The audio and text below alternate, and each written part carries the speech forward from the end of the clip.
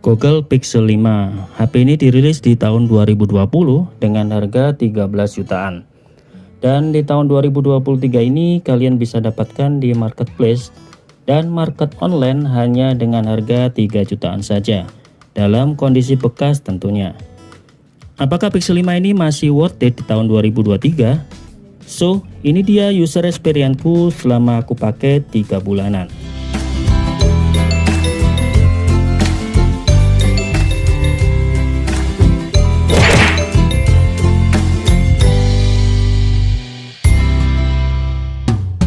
Hal pertama yang aku suka di Pixel 5 ini adalah feel genggamannya yang compact dan pas di tangan. Apalagi balutan back covernya yang tidak terasa licin. Kalau kita raba terasa keset aja dan tidak meninggalkan sidik jari. HP ini tergolong tipis dan ringan dengan ketebalan hanya 8 mm dan bobot 151 gram saja. Memang tidak ada yang istimewa di desain Pixel 5 ini. Serasa membosankan aja kalau menurutku. Tapi semua itu akan berubah kalau kita lihat layarnya. Bagiku layar di Pixel 5 ini cantik pakai banget. Karena punya bezel yang simetris di keempat sisinya.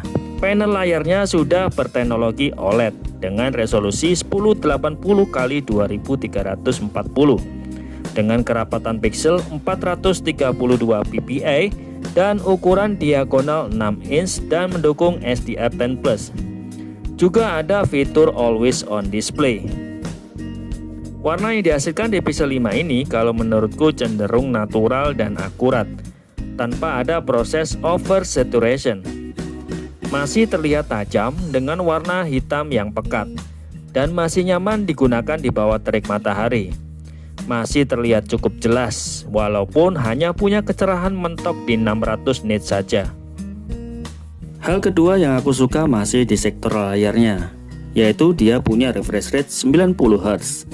Walaupun punya refresh rate yang tidak begitu besar, tapi dalam penggunaanku layarnya seperti menggunakan refresh rate 120 Hz. Serasa smooth banget dan tidak ada lag sedikit pun, baik itu dalam scrolling, multitasking, perpindahan aplikasi, dan bermain game berat. Kalian bisa sesuka hati nyalakan atau matikan refresh rate 90 Hz nya dengan cara masuk aja ke pengaturan, lalu tampilan, lalu smooth display, dan bisa dipilih dimatikan atau dinyalakan. Hal ketiga yang aku suka adalah apalagi kalau bukan kameranya gan. Kamera di Pixel 5 ini ada sedikit peningkatan di lensa ultrawide-nya yang tidak ada di generasi sebelumnya, seperti Pixel 4, 4XL, dan 4A. Kalau 4A 5G baru ada tuh lensa ultrawide-nya. Itulah salah satu alasan kenapa saya pilih dari Pixel 4 XL ke Pixel 5. Kalau dari segi kualitas fotonya, saya rasa sama aja ya kan dari generasi yang sebelumnya. Hasil fotonya tajam dan punya detail yang bagus, minim over saturation, warna yang akurat, dan punya dynamic range yang luas. Sayangnya, menu kamera di Gcam ini biasa aja dan minim sekali fitur. Khas Gcam pada umumnya lah. Dan ini dia contoh foto di Pixel 5. Kalian bisa nilai sendiri. Step 1, wake up early, gonna rise with the sun. Step 2, get some good, some food in you. Step 3, think real hard about what you wanna be. Step 4, everybody just do your thing. Wake up, today's gonna be a good day. Wake up, today's gonna be a good day. Wake up, today's gonna be a good day. Wake up, today's gonna be a good day. Wake up, today's gonna be a good day. Wake up, today's gonna be a good day. Wake up, today's gonna be a good day. Wake up, today's gonna be a good day. Yo. Set your affirmations, aspirations. I got shit to do, the aftermath of preparation. Good food, good mood, blood in circulation. One step at a time, yeah, that's how you make it. Set a goal you control and the steps you take them. I try to pick one thought, have some concentration. And if I make a mistake, it's called education. I try to do this every day, call it replication. Wake up, today's gonna be a good day. Wake up, today's gonna be a good day. Wake up, today's gonna be a good day. Wake up, today's gonna be a good day. Nah, untuk sektor videografi di Pixel 5 ini ada peningkatan juga di perekamannya yang bisa merekam sampai dengan 4K per 60 fps. Yang mana di generasi sebelumnya hanya mentok di 4K per 30 fps saja.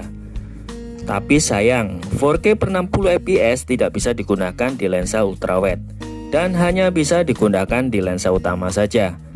Karena lensa ultrawide-nya hanya mentok di perekaman 4K per 30 fps saja. Oke, ini adalah hasil kamera belakang Pixel 5 yang aku rekam dengan resolusi 4K per 60 fps. Meskipun 4K 60 fps saya rasa masih stabil banget ya, nggak pengaruh. Kita coba ke atas, kita lihat dynamic range-nya.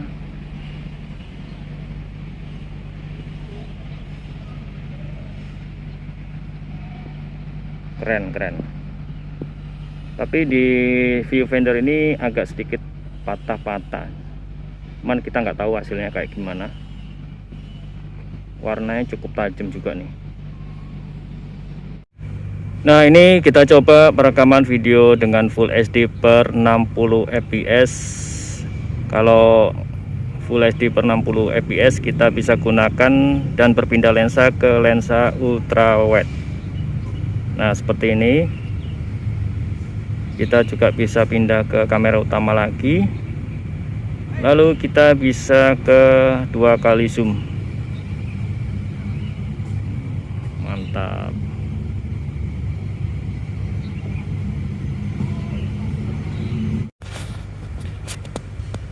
Oke, ini aku gunakan kamera depan dari Pixel 5. Dan apakah menurut kalian cukup stabil juga sama dengan kamera belakangnya? Nah, kalau di viewfinder ini warnanya cukup akurat ya, tidak over saturation dan masih terjaga dynamic range-nya juga cukup luas. Saya nggak tahu hasilnya ini kayak gimana, soalnya di viewfinder ini agak goyang, agak shaky juga ya. Kita lihat hasilnya kayak gimana, bisa kalian nilai sendiri. Hal yang tidak aku suka di Pixel 5 ini adalah adanya penurunan di prosesor yang digunakan dari generasi yang sebelumnya. Prosesor yang digunakan di Pixel 5 ini adalah Snapdragon 765G dengan RAM 8GB dan internal storage 128GB. Harusnya sih pakai Snapdragon 865 ya, biar ada peningkatan. Kok ini malah downgrade? Ya, itulah Pixel yang terkenal pelit sekali kalau soal spek. Masih kalah jauh dengan lawan-lawannya. Untung saja kinerja di HP ini terbantu oleh UI-nya yang ringan dan simple.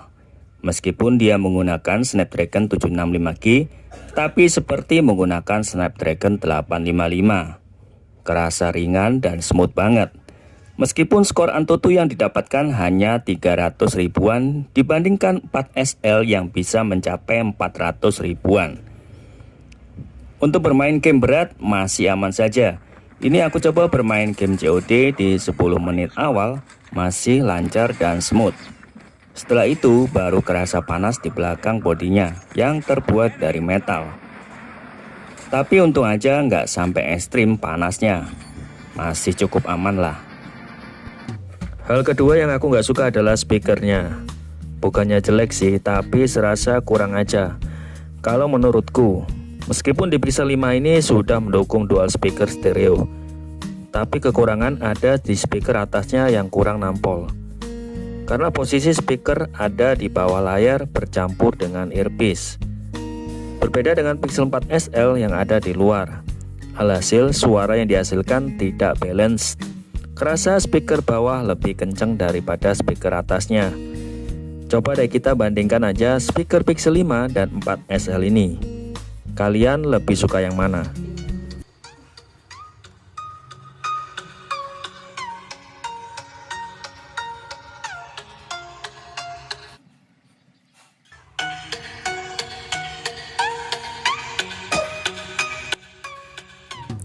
Hal ketiga yang juga jadi kekurangan di Pixel 5 adalah peletakan sidik jari yang ada di belakang bodi.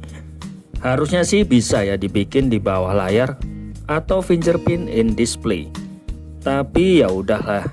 Kan sudah aku bilang tadi kalau Google itu pelit kalau soal spek. Untuk kecepatan fingerprintnya juga cukup cepat. Jarang sekali miss dan bisa dibilang yang terbaik lah.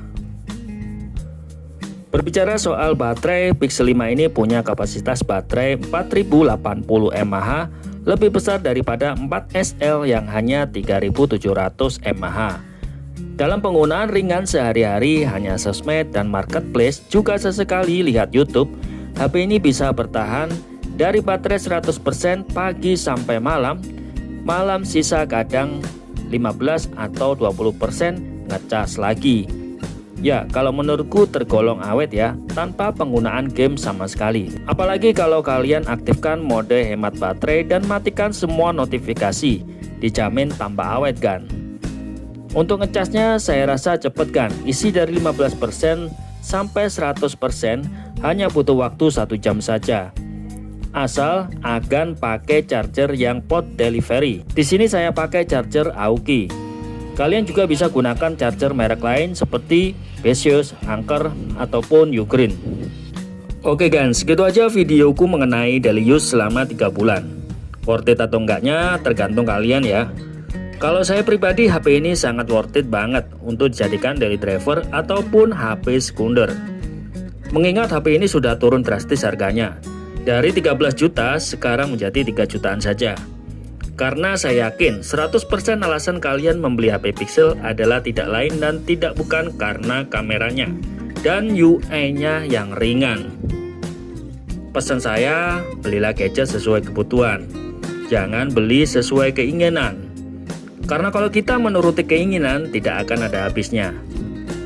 Saya Bramasta, undur diri dan sampai ketemu di video berikutnya.